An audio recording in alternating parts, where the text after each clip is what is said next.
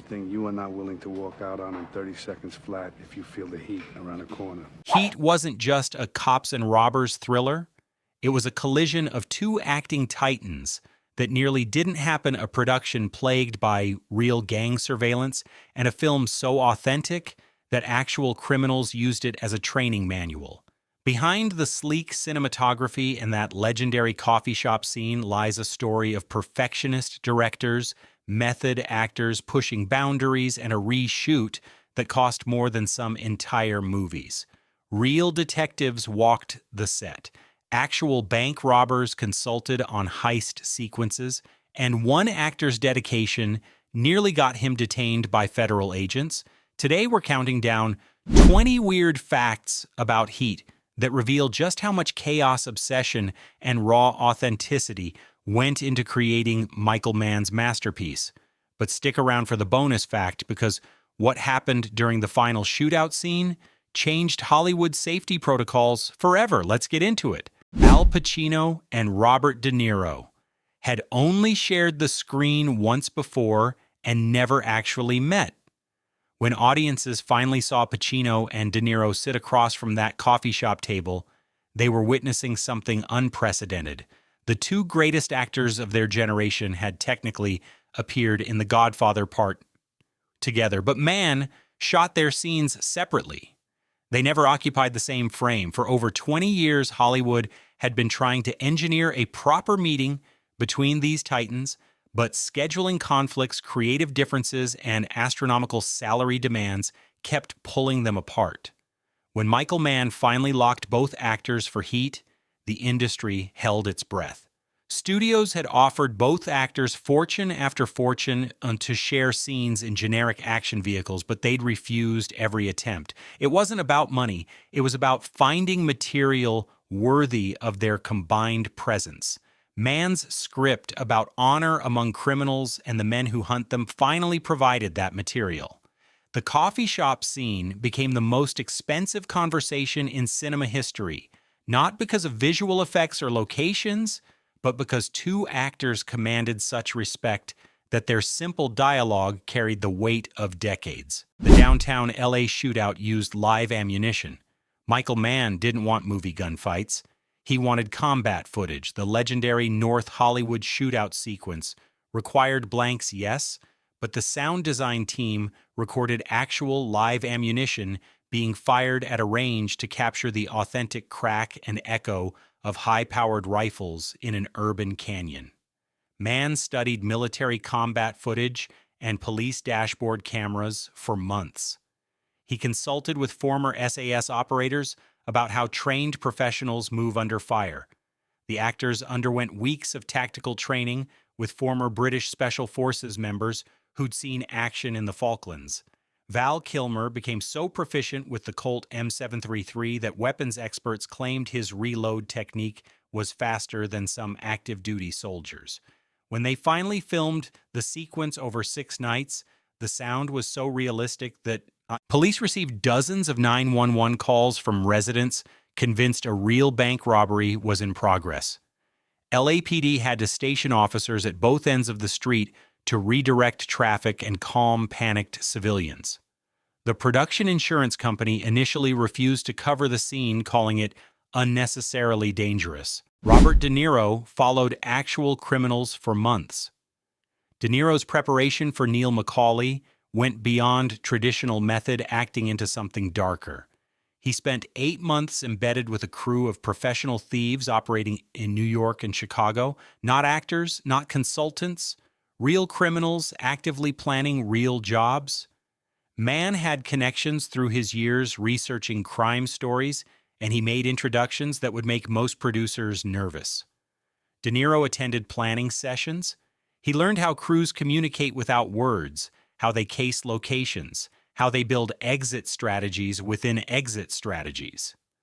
One of the thieves he shadowed was arrested 3 weeks before filming began.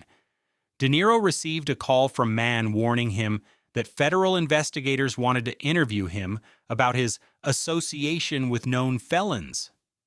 The actor's lawyer negotiated an agreement where De Niro would not be questioned about specific individuals. in exchange for consulting with the FBI's Behavioral Analysis Unit about criminal psychology. What audiences see in De Niro's performance isn't acting, it's anthropology. He absorbed the mannerisms, the quiet discipline, the empty places where normal human warmth should be. Macaulay's famous line about being able to walk away from anything in 30 seconds came from an actual thief who told De Niro the exact same thing over coffee in a Chicago diner. The coffee shop scene was filmed in absolute silence. The cafe meeting between Hannah and Macaulay wasn't just a scene, it was cinematic history. Mann cleared the set completely. No producers, no crew chatter, just De Niro, Pacino, and a few silent operators. The actors performed the entire scene 3 times uninterrupted while the crew monitored from a nearby truck. Mann communicated through an earpiece, letting the tension breathe. Between takes, De Niro and Pacino stayed seated in character, barely speaking. The result was organic and intimate, 2 predators recognizing each other's reflection. The shoot took 14 hours but yielded only 72 minutes of footage every second earned through patience. Mann refused extra coverage, believing the purity of that silence carried the weight. The cafe has since become a pilgrimage site for filmmakers. Christopher Nolan later credited the moment as inspiration for The Dark Knight's interrogation scenes, a testament to Mann's belief that sometimes silence says everything. Val Kilmer's reload was so perfect, it's used in military training. During the iconic shootout, Val Kilmer's flawless reload became legend. Trained by SAS veteran Andy McNabb, Kilmer practiced 8 hours a day for 3 months until the motion drop-replace charge became instinct. On film, it took exactly 2.63 seconds faster than most trained soldiers under stress. The scene was captured in one uncut shot because Mann refused to alter perfection. Military trainers later studied the footage frame by frame, calling it textbook technique. Even real LAPD SWAT teams requested copies for instruction. Kilmer achieved it through relentless practice, blindfolded reloads, drills under strobe lights, non-stop repetition while wearing his tactical vest to understand real weight and balance. When he fired during filming, his movements were smooth, automatic, believable. Kilmer had never handled firearms before heat. 3 months later, he could outshoot professionals.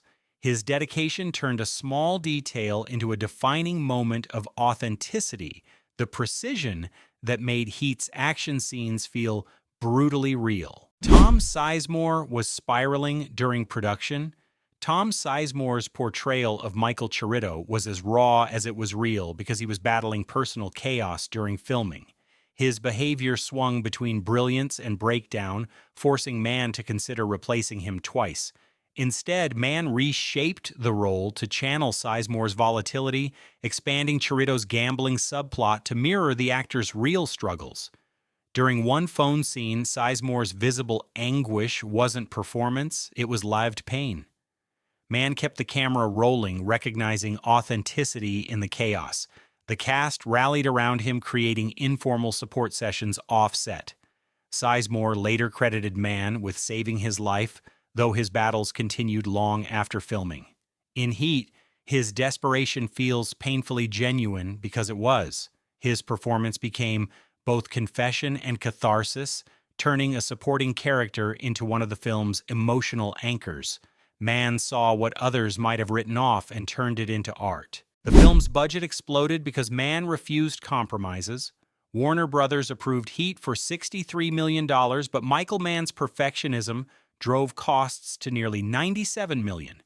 He cycled through 12 cinematographers before hiring Dante Spinotti, insisted on real Los Angeles locations, and shut down 7 downtown blocks for 6 nights to film the legendary shootout.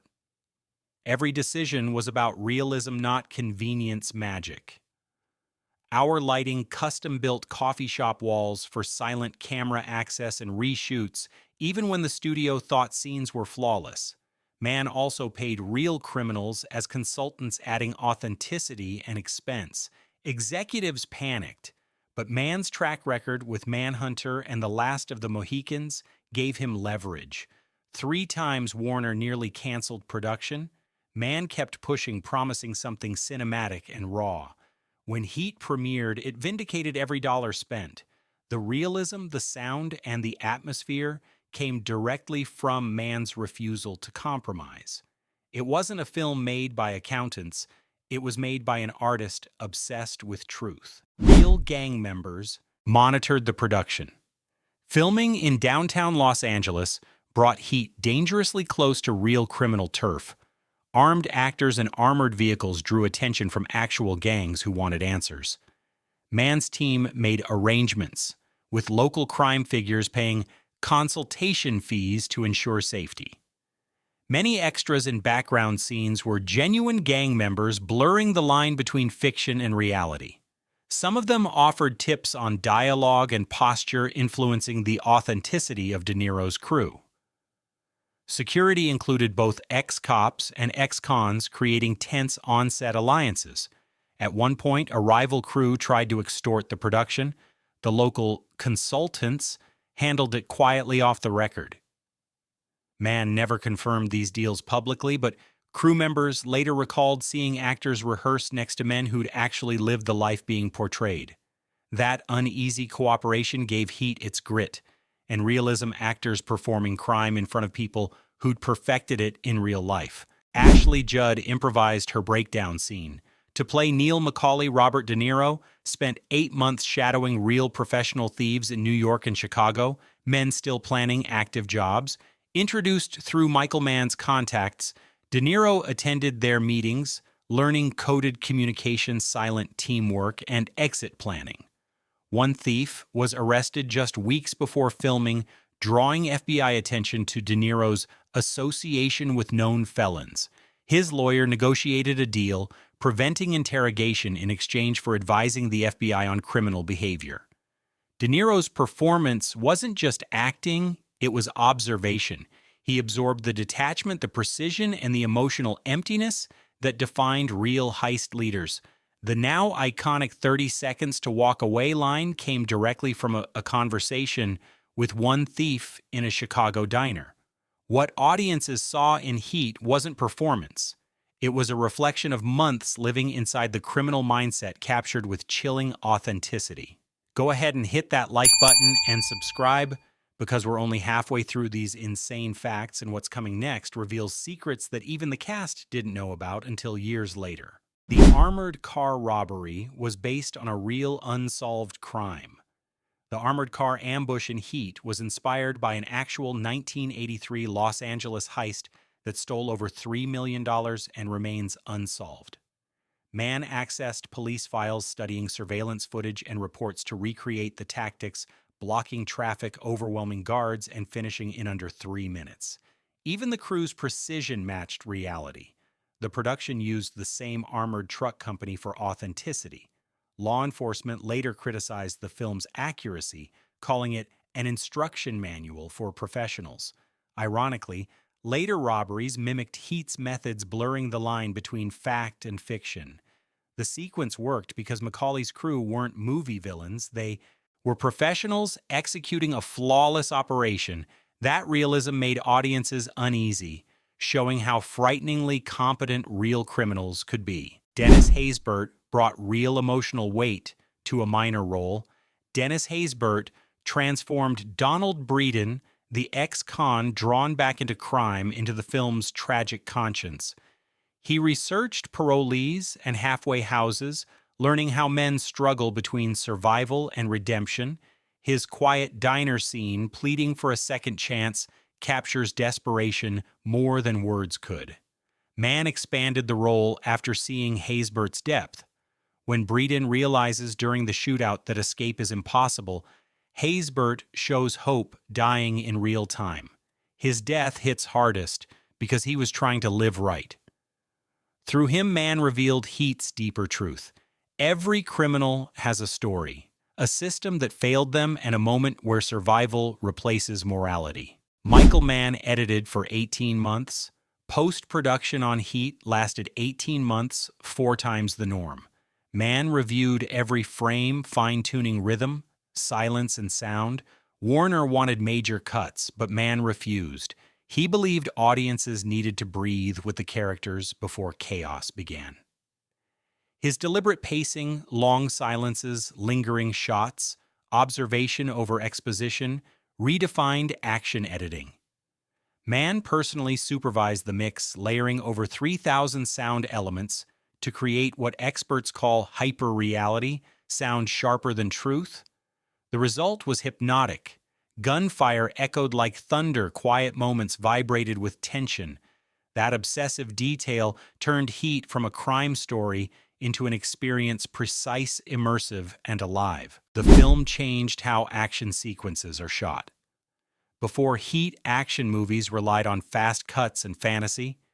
Mann rewrote the rulebook. His downtown shootout used long takes, wide framing, and realistic gun physics, muzzle flash, recoil, and deafening sound. Dialogue vanished under gunfire, just like in real firefights. The impact was revolutionary. Filmmakers like Nolan and Villeneuve later cited it as their model for clarity and realism. Heat proved audiences respected authenticity over spectacle. Mann showed that true tension comes not from explosions, but from understanding space, sound, and consequence. After Heat, every serious director studied its geometry of violence. It didn't just raise standards, it permanently changed cinematic language. Jon Voight's role was written specifically for him. Mann wrote Nate, the underworld broker, for Jon Voight, knowing he could play intelligence without flash. Nate's calm authority grounded the film's criminal world. Voight's performance showed quiet professionalism rather than menace. He's pragmatic, loyal only to survival. The scene where he warns Macaulay about obsession while arranging his downfall reveals moral complexity. Mann encouraged Voight's improvisation, and his delivery of "he's a monster" when describing Waingro wasn't scripted, it was instinct. Voight made Nate the conscience of the underworld, someone disgusted by chaos. His subtle performance elevated a supporting role into one of the film's most quietly haunting presences. The restaurant scene required building a custom set. Hannah and Justine's tense restaurant confrontation wasn't shot on location, it was built. Mann designed a rotating soundstage replica where walls slid away silently, letting cameras orbit the table without breaking emotion. Cinematographer Dante Spinotti matched lighting angles to the camera's movement so the scene could flow seamlessly. It took 18 takes to perfect the rhythm and intensity Mann wanted.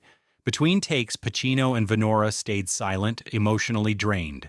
The circular camera movement symbolized Hannah's obsession, chasing closure he'll never reach. The set cost more than some entire productions, but the result captured claustrophobia and heartbreak with stunning precision. The film's color palette was digitally manipulated. Mann and colorist Stefan Sonnenfeld pioneered digital color timing for Heat years before it became standard.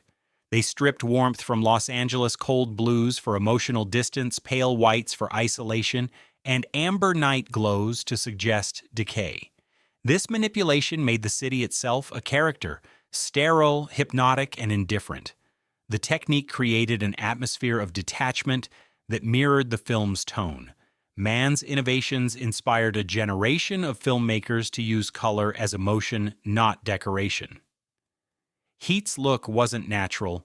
It was sculpted, transforming realism into psychological texture long before digital grading became commonplace.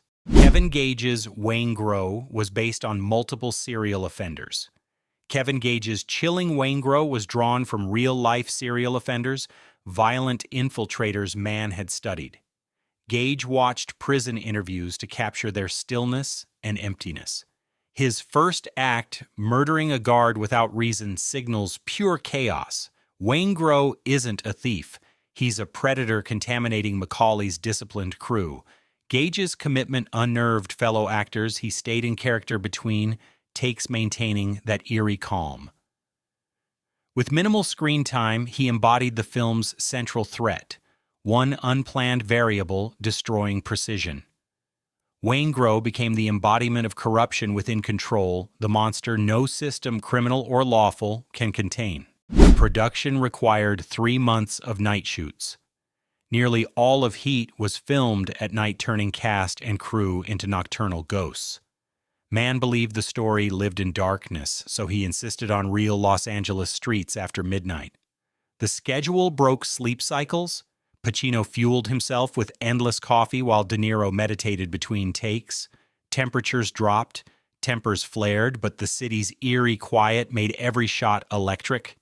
The shootout alone required 6 consecutive freezing nights downtown.